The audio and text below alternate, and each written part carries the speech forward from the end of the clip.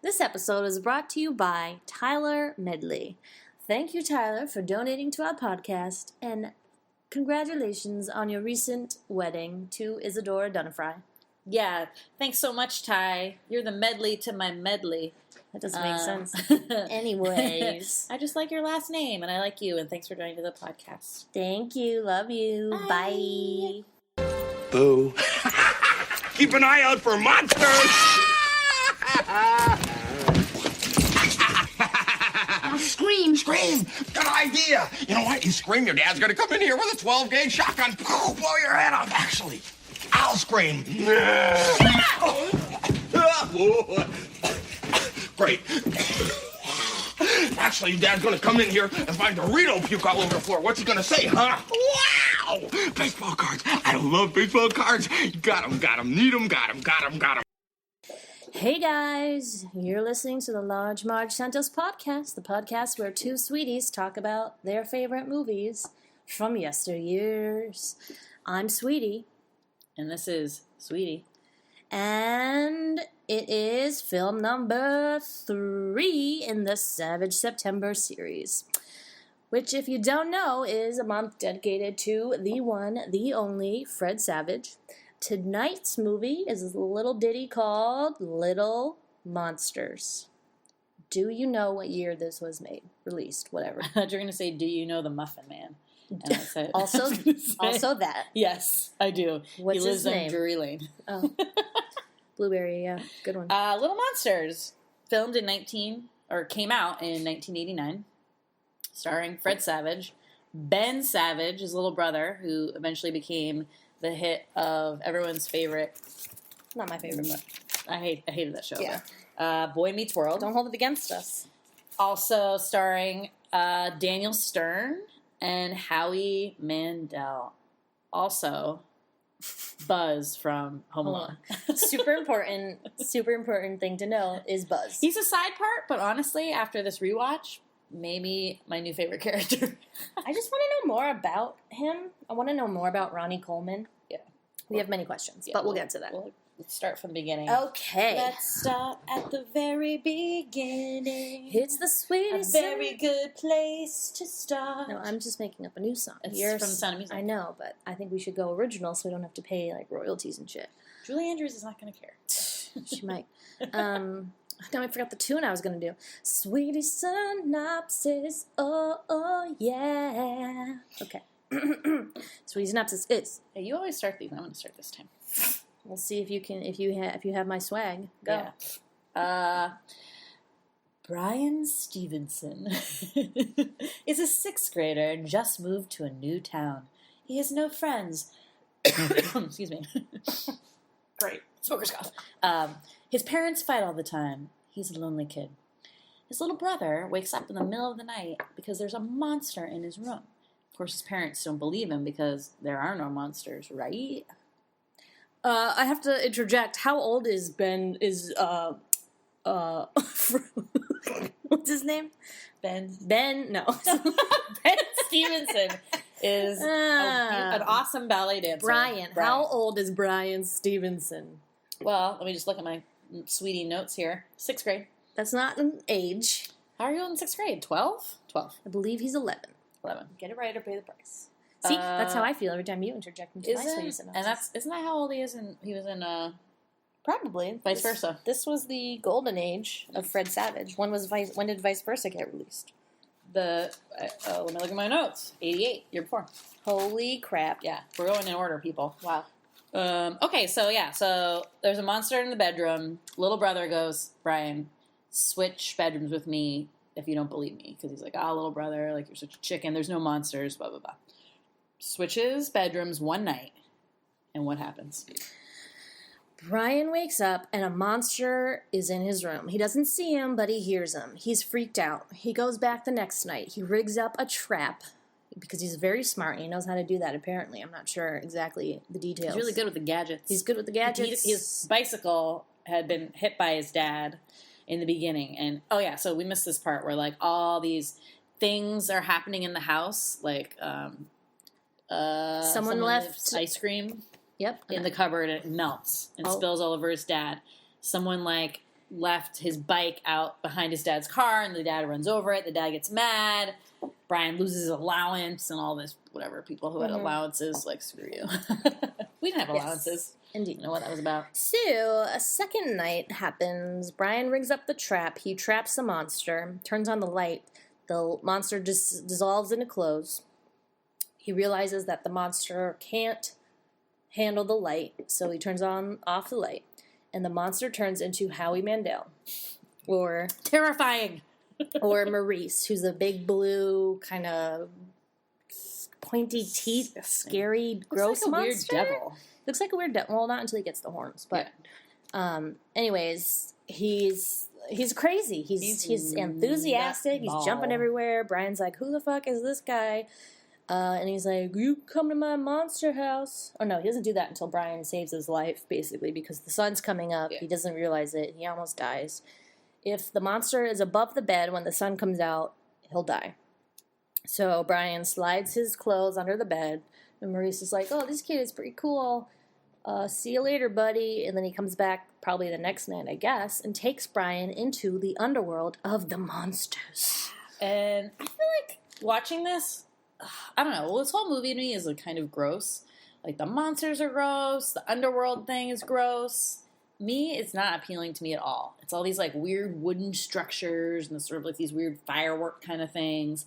All the other little monsters are very interestingly, like, done. I don't know, I thought that part's really cool, that, like, they, like, look like kind of kids, but not, and they're just really funky looking. They all have, some of them are, like, scary with weird teeth, but some, and, like, big noses, but they all have kind of, like, I don't know, how would you describe it? Yeah. Like a mishmash of the costume department finding different Halloween masks and sticking them on kids because of the low budget. And, like, weird shoes and colors of things. And, like, someone is, like, a dog with big ears. He's in every part of this. Yeah.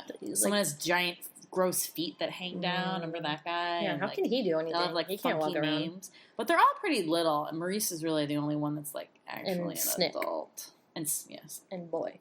But, so Brian gallivants, too much drinking.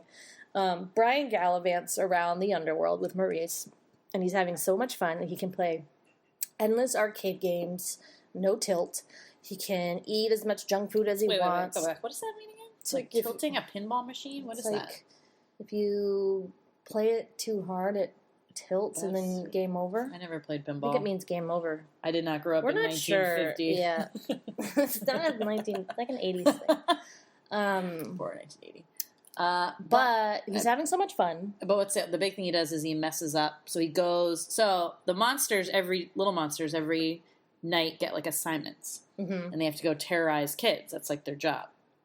So he goes with Maurice to terrorize basically all these other kids, and they pull all these little pranks on all these kids. And I love that part because then they wake up in the morning and the parents are screaming at them. I do, but it makes me question the monster's code. Why is it fun to get other kids in trouble? They're kids themselves, essentially. But they're monsters under the bed. It doesn't seem like a very fun, nice game. Well, the point is to scare them, but they never never they're wake never them awake. Well, they're just getting blamed for things, and then their scary parents are like, I'm gonna kill you! Yeah. What is their actual job description? Right. We're not sure. Need to get that in writing. I'm not 100% sure on that. But what do you mean he screws it up? Talk more about that. Screws up what? You were like, he screwed it up because Brian. Brian. Anyway, all right, moving on. Anyways, so there are some anxieties in Brian's life. His parents are getting a divorce, probably. He's upset. He's like, I don't want to go down there anymore. And then he realizes he's starting to turn into a monster too. So he freaks him out. He doesn't want to go back down. The big boss man, whose name is Boy, capital B, I assume. It doesn't say that outright, but I'm assuming it's a capital B. He's mad because they almost had Brian. They want new monsters, I guess. I don't know what the appeal there is. Fresh blood. Who knows? They almost had him. They lost him. So they're like, we got to get him back. So they lock Maurice in a cell somewhere. And then they steal Brian's little brother, Eric, played by Ben Savage, Fred Savage's real-life brother, as a way to lure Brian to the underworld so that he'll save Brian and hopefully sacrifice himself. Brian brings his friends. They wage war on Boy. They bring big lights. They save Eric. And then they get back home. But they missed the time slot of Eastern United States, so they have to run all the way to California. And they emerge underneath a hobo sleeping on the beach. And then they're home. And then presumably his parents get back together because they just had a taxing night worrying where their two sons were. You don't know that. I mean, that's... I'm assuming that is the message. Total happy ending. It's always what happens. There's a tragedy, and then the parents get back together. So. But maybe moral of the story, don't be a kid forever. Is there a moral of the story? I think the story is mostly about friendship. Oh. Right? Like, he didn't have a friend, and he found this friend and this monster underneath his bed.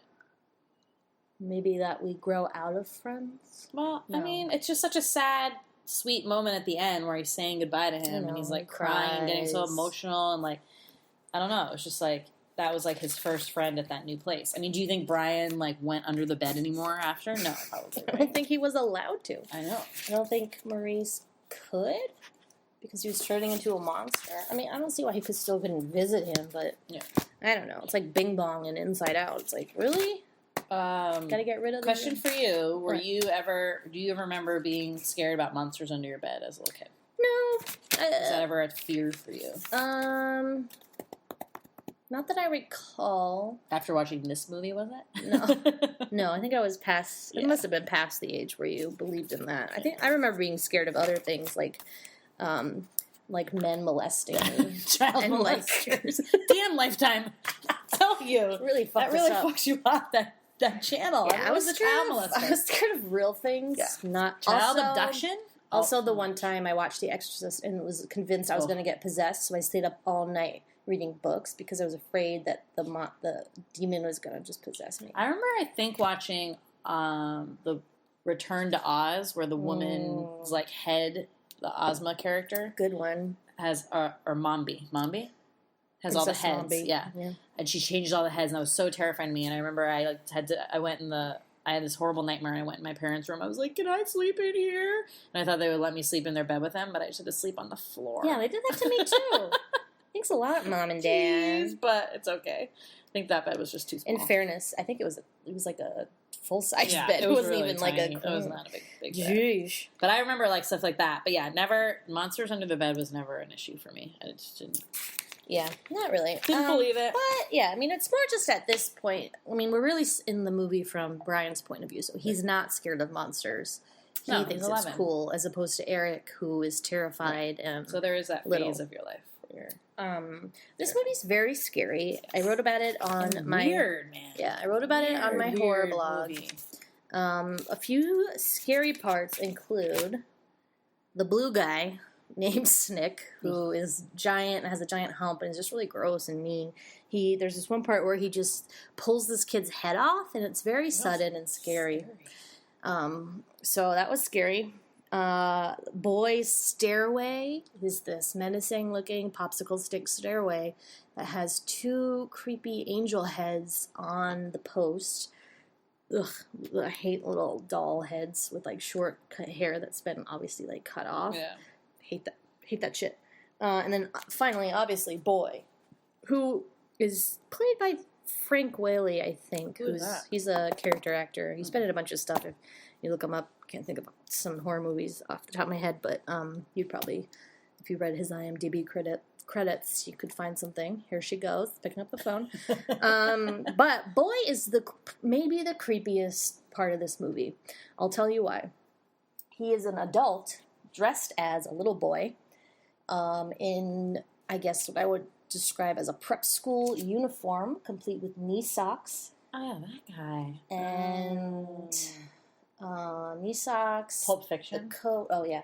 And then the thing about him is that his hands are very scaly with, like, craters. No, they're, like, eaten off They're, like, skin. It's, like, rotten looking. Skin. And then you see that the top of his, head, it's all the same thing, kind of rotten, and his hair is not fitting quite right. So the camera pans around, and he's basically stretched a human face over his actual monster face, and it's kind of tied at the end, at the back, and it's the creepiest thing. And just the way that he delivers those lines, he talks like a little boy, but is just like, "Now, Brian, that makes me sad." Why is he dressed like a dandy, though? Like, he has, like, a that prep was school my jacket question. and, like, weird shorts. Who is boy? Who is Where is he from? What is his story? What does he do? What's his purpose? Is he bringing the monsters there to, like, kill them? Why does he play with them, quote unquote? Is that molesting? It's like creepy. pedophile Yeah. stuff. I'm very upset about it. But, like, so is the monster haven underground, like, an old thing? Because remember Maurice in the beginning goes, he was 200 years old. That was my other question. Is he really 200? Because this is interesting. He can only come out at night. So 200 years ago, he would have been 11 when? Abraham Lincoln's time? No. Before that. That would only been 170. Pilgrims? Yeah. 200, no, like 1776. I can't do math. So George Washington. Yeah.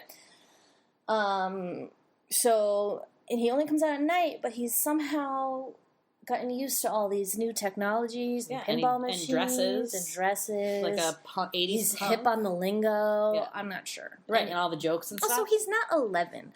I mean, it's, okay, sure, I guess he's a monster, so you can kind of pull that off. But all the other monsters are actual kids. Like, you can tell those are kids. Right. You can tell that is Howie Mandel, and he's not 11 years old. Right. It's funny, why did they cast, like, an adult in that role versus, like, having another kid play it? I wonder who they would have casted this time. I mean, I do like Howie Mandel in this because he is really funny and says some really good lines. He's a total spaz.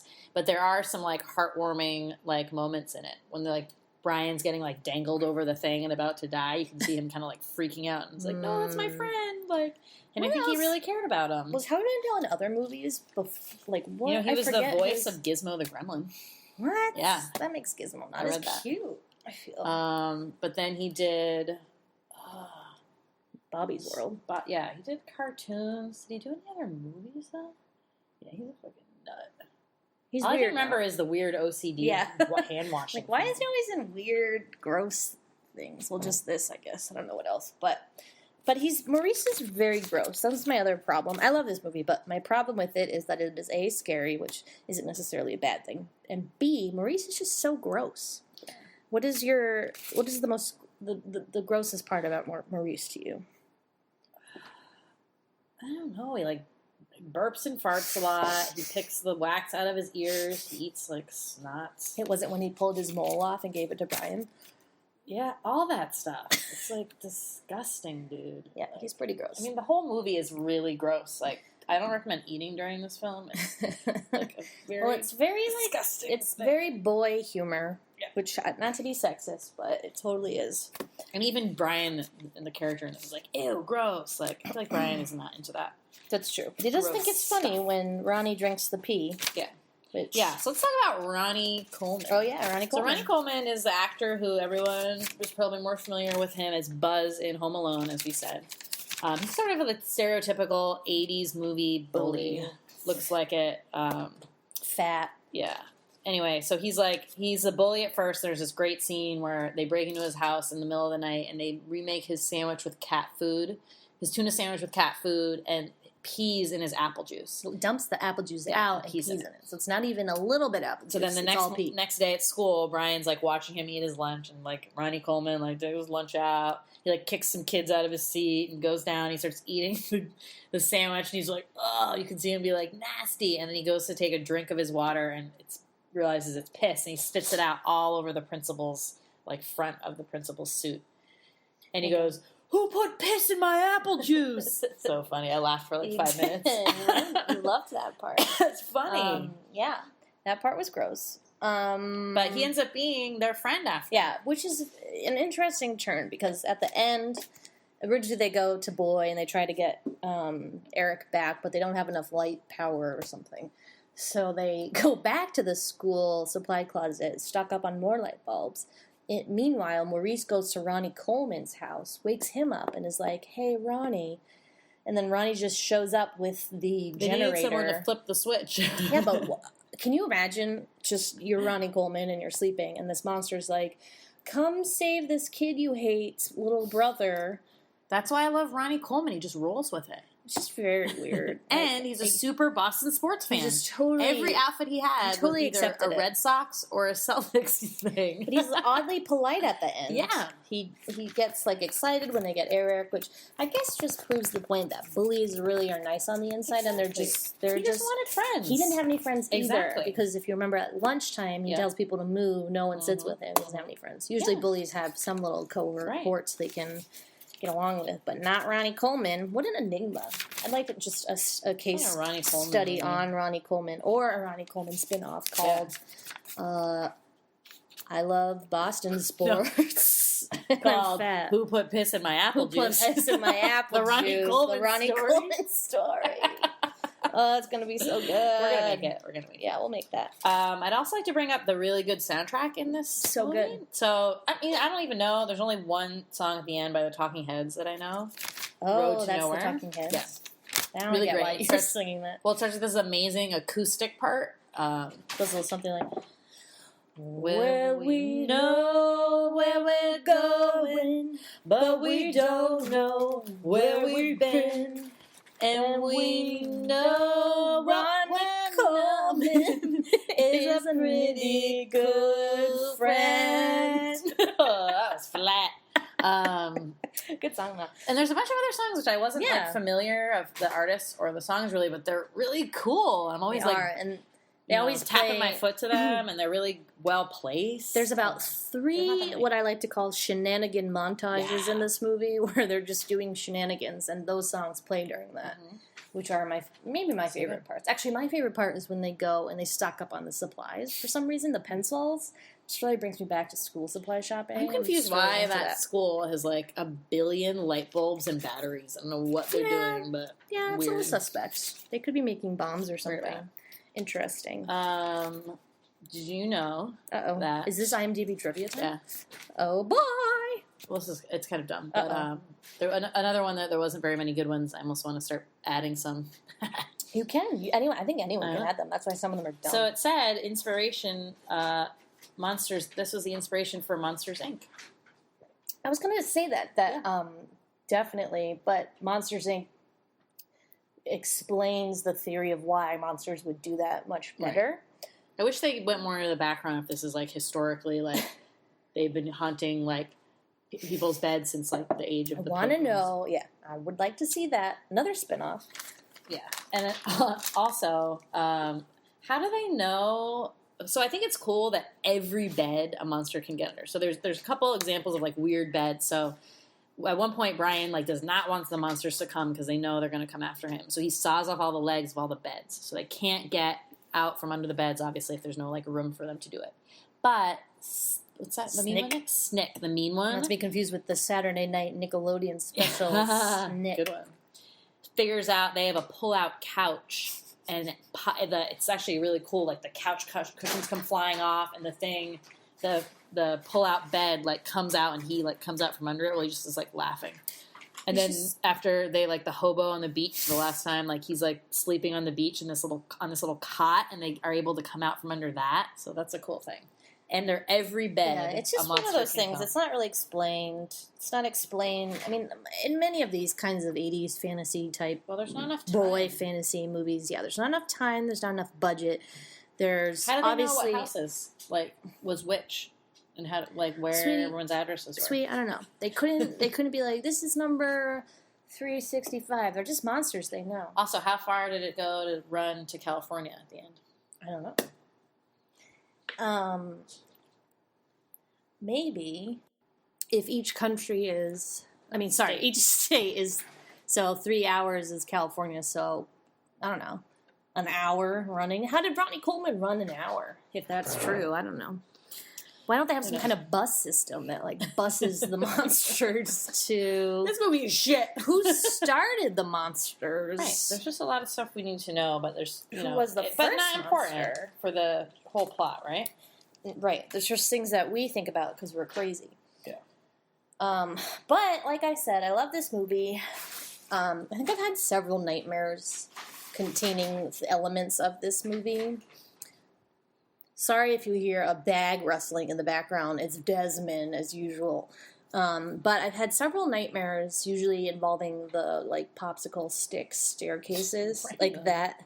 Well, it reminds me of a playground that we grew up near in The Orleans early elementary school? Yes! So I think it probably fused with that, too. and then the neon. Also, when they're in the pit with the stuffed animals, I feel like I've had a nightmare about that. I like creepy stuffed animals. Even if you, but they're can stuffed animals even be creepy because they are in this movie? Well, they are because they're like carnival stuffed animals, which are always a little seedy to me. Yeah, and the monsters are all like carnies. Yeah, maybe they're just carnies, not even kids. But I feel, and if you think about it, each monster probably had a family. Like Maurice probably had a family. That's why he feels sad. Okay, that's my other question. Are all the monsters down there were originally kids that got trapped down there? I think that's the point. Because that's why they're all actual kids, except for Maurice. He's somehow like a weird adult or a very older boy. He says he's 11. I don't believe it. I don't know but what. I guess adults can't go down like there. A 30-year-old. What is the cutoff? Puberty? I guess. I have so many questions. But like, and how do they select who they trap to go down there? Well, they didn't. They just happened to be that Brian. Well, I don't know if that was his intention. Right. He wasn't like, you need to recruit a new one. No, I don't think so. But it's weird. Yeah, it's a weird, selective club. That little monsters. It's a weird thing. Country if you club. did like it in the underworld, what would you enjoy that monsters do? I didn't like any of that shit. I thought it was so creepy. That's what I'm saying. Like I wish it was food? a little nicer. No, it wasn't. It doesn't look like gross food. Yeah, the whole thing was gross. Like the baseball game where they're breaking the stuff. Like that's I guess that's fun. That's another boy thing. Yeah, an Breaking arcade. I didn't see any skee ball. Where's the skee ball? There may have been. There were plenty of arcade games. We just didn't get to see. Where's Candy Crane? I don't know. Where's Rockin' Bowl? Rockin' Boat. I said that when I was washing dishes the other night for no reason. Just such a fun game. You just put the little quarter in, and then it went down like the bowling alley, and then you hit the pin. I got the highest once. I got 50 once. And the highest was 100. And it was like a tiny the pins had like hit. a little sliver that you could hit. Remember how many coins you would put in there, though? Yeah. And we would get so many tickets, but then you get like the shittiest prize, but you probably put in like 50 Look, bucks. I got a comb. For like 20 bucks? Yeah. That game is Maybe more. Arcades are a racket. So much love it. fun, though. Also, why we should never gamble, because we're terrible at it. You just be like, just one more time. I'm going to get that pin. Rockin' Boat. But yeah, good stuff, arcades. Wait, okay, my last question is peanut butter and onion sandwich, yay or nay? I kind of want to try it now. I feel like we should have made one. What's the appeal? During this podcast? I get sweet and salty, but an onion is not sweet. So that's the sandwich that Brian eats in the beginning. Right. I forgot to mention that. He takes 2 pieces of bread, smears on a giant glob of peanut butter, and then tops it with a couple of thick white onion slices. I do love like onions. Legit thick I bet it's pretty good. It looks like a whole onion. Okay. Because peanut butter can be savory. Let's try that out on our next episode live, and we'll see how you feel about it. Gluten-free bread? Gluten-free bread, which might, I guess I'll have to try it too. But I wonder, what is the appeal there? I'm not sure. We'll tell you later next time on Large Mark Sent Us. Yeah. For now, let's just say, I love this movie. I think this I don't is care like if it's gross. The one most people know Fred Savage from, probably. Other than the Princess Wonder Bride. Years. And Wonder Years, yeah. And he's good. He's really good in this. I think he's peak Savage. Great. Classic again. Such a good actor. Yeah. At the end when he cries, Oh, I cried a little bit on the inside. so cute. So sweet. He's just very believable as a kid, which he was. Strange pants though. He's always wearing really these ill-fitting giant pants throughout this movie. Was it the style? I don't know. It was weird. It was really weird. Strange costume decision. Continues to have a great head of hair. His little brother also has this like amazing afro. That Savage family really is the hair genes down pat. But Ben doesn't. They don't look very much alike. Maybe I think they have different beds. I think it's a scandal waiting to be broken. Whoa. You research that. You get back to us. All right. Maybe I will. Maybe I will. Anyways. Yeah, good movie. I feel like a lot of people watch this one and will want to share their opinions. Another gripe I have is that I'm kind of angry as much as I love Lady Gaga, I'm annoyed that she's named her followers Little Monsters. Because when you're trying to do a Twitter search for other people that like Little Monsters, it's just all about Lady Gaga. And you can't find anyone talking about actual Little Monsters. So just void it out. And probably if you do just like a Google search, probably the same thing. Like, look at what these little monsters did at the concert. Whatever. I love Lady Gaga. It's fine, but it's too bad. It's too bad. Oh, and I just wanted to bring up one thing, which I think we haven't talked about yet. So in all these movies, and this is rated PG, there are so many swears in it. And it's because, I learned this sort of recently when we started doing this, the PG-13 rating was not put in effect until the 90s, early 90s. Tipper Gore. Yeah.